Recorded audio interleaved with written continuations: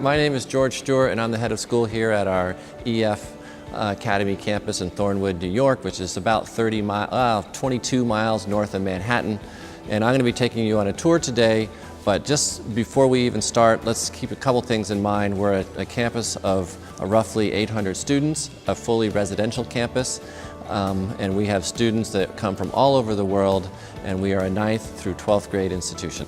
Here we are in the exact middle of campus at a giant interior patio, recently mulched. And this is a place where students come together to talk amongst themselves, to work on homework in between classes. If you look around here, on one side there's a hall that runs the whole length of the patio, and on the other side there's a hall that runs the whole length of the patio. We have the dining hall down at the end, so students will file out of the dining hall and you'll find them collected in between classes talking about their courses and perhaps meeting impromptu with the teacher, and then as they file forth to find their classes in between classes. So this is a wonderful, relaxing space, good place to kind of take a pause and take a deep breath and collect yourself for the next challenge. Here we find ourselves in the library, but I think it's maybe more aptly called our multimedia center, a quiet place for reflection and study. We have some students here who are working in preparation for their next exam. We're in final exam period, so that's why there are students here. In the back you'll see some carrels, and where it says EF Learning Center, that is also all Wi-Fi accessible, and there are computers and so forth. That's sort of our multimedia space. And then obviously some books, though there are many more books in other locations. We refer to this as our library, but I also think it's a good place to just hang out and get some work done. I think it's interesting to note, in this kind of a unique quality of the EF Academy in New York, that our science labs are right next to our art classrooms. So this whole idea of sort of STEM and maker spaces that we're talking so frequently about in education today as an essential 21st century skill, learning how to make things, invent things, that our art department, which is where we're sort of envisioning what we might dream about making, is right next to our science department, where we actually can make those things or explore the science behind the things that we'd like to make. So I just think that's a unique opportunity here at the Academy. But if you look around, there's lab space, wonderful teachers, wonderful students, more whiteboard space than you could ever find in any one classroom. So again, a great sort of hands-on experience, and neat to also know that this is right next door to the art department. This art classroom, again, is at the back of our science classrooms, and there's a natural exchange between art and science, which I think is sort of the intersection of one of the topics that we're exploring just generally across the campus. Stepped into one of our nurses' offices here. Here's Michelle, who takes care of our many kids. Like any good high school, we have a staff that's dedicated to looking after the health and well-being of all of our students. And so this area, along with a few rooms just down the way that we passed on the way here, is sort of the center of our infirmary area, but really it's our health and wellness center. We're now standing in front of our sort of ground zero for activities and clubs, and this is Emily Aquina, who's our director of activities.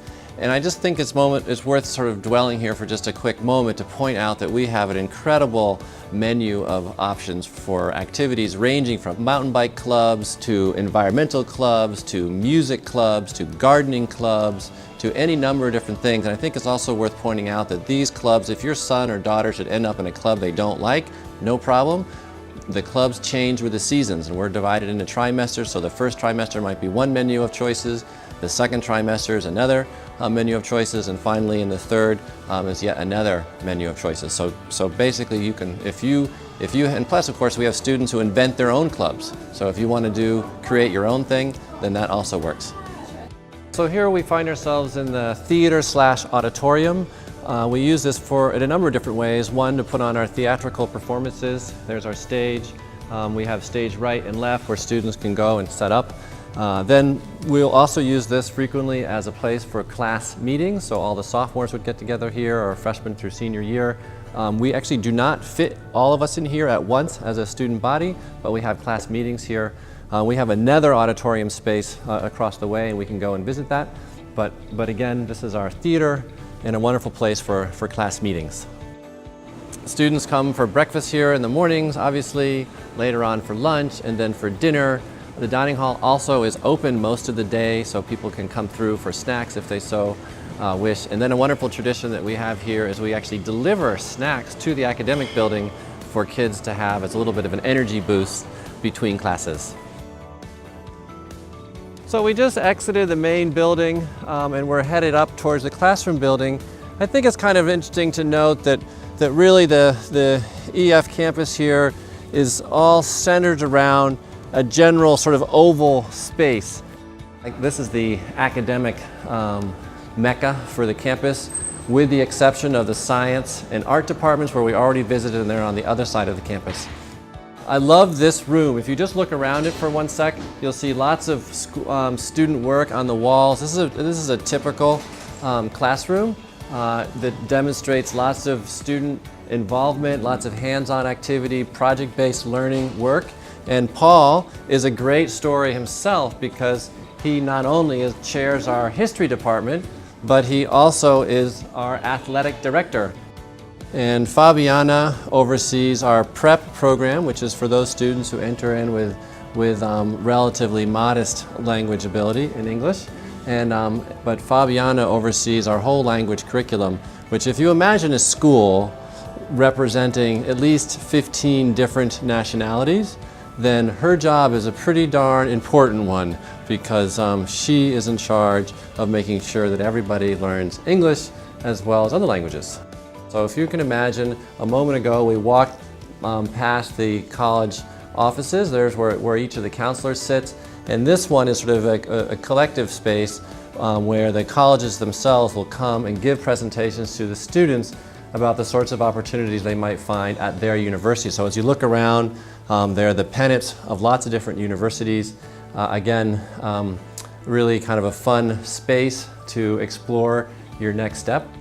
As a residential school, we also have a residential curriculum, or a community life and residential curriculum. So all of our dorms then are staffed with adults, roughly at about 11:1 adult to student ratio.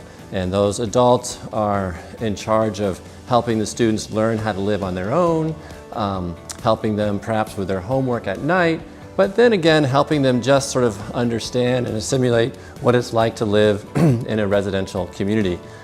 In the center of each one of our residences, whether it's in South Hall or one of the other residences spread around the campus, there's a central gathering space that for students to come and hang out. If you come right on over here, then there's a TV, so you can find students in the evening hanging out, watching the television. Again, a place to hang out, a place for kids to kind of make some of their own food if they'd like, a place for an adult, if it will, to host a student event as well. Again, we try to make these spaces as friendly and livable as possible. So here we are, we just walked out of the main hall into this demonstration room. This is a normal room for us. 3 beds, as you can see, on the one side, a long desk on the other side. Most of the rooms in this particular hall have shared bathrooms. Many of our rooms, however, have their own bathroom. So sort of interesting to note that not all the rooms have bathrooms, but many of them do. Most of them do, in fact. This is a brand new dorm, brand new building. Wonderful space, lots of storage underneath, and it's fairly typical to have a room with multiple nationalities. We've reached the conclusion of our tour. I hope you enjoyed the experience. We've visited everything from academic classrooms to the gym facility to our wonderful patio that centers our campus. And I hope you've got a little bit better impression about what we have here to offer. And we look forward to welcoming you right here in Thornwood, New York, 22 miles north of Manhattan.